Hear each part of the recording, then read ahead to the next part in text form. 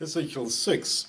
God was married to his people and he loved them.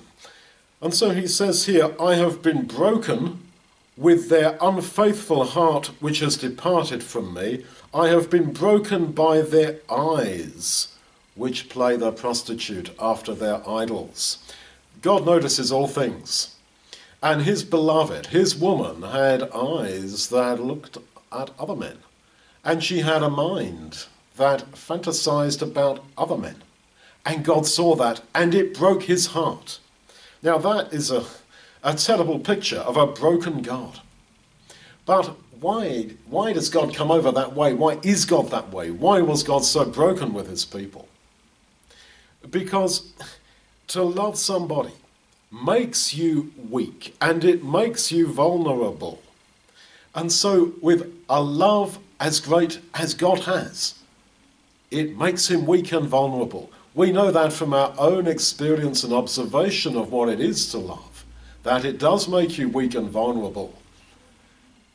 And we are made in God's image. He likewise has that. That is part and parcel. It goes with the territory of love. The greater your love, the more vulnerable and open you are to being hurt. That's why people say, oh, I'll never love again because I don't want to get so hurt and broken and beat up like I did before. Yeah. God's love lasts forever. His love is an essential part of who he is. It's not turned on and turned off. He doesn't get tired of it, as it were. And so his weakness and vulnerability is huge.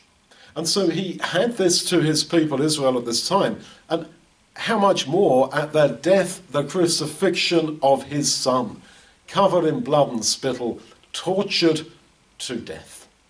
We cannot enter into the brokenness of God himself. But what we can do is to respond, is to say, God, I am not much, as it were, of a woman, but I want to be your faithful woman.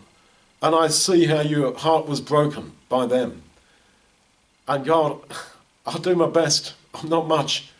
But I tell you, I'm going to do my best for you. And I'll try to be your faithful woman. I'm not going anywhere. I'm with you. I'm not much good, but I am as I am.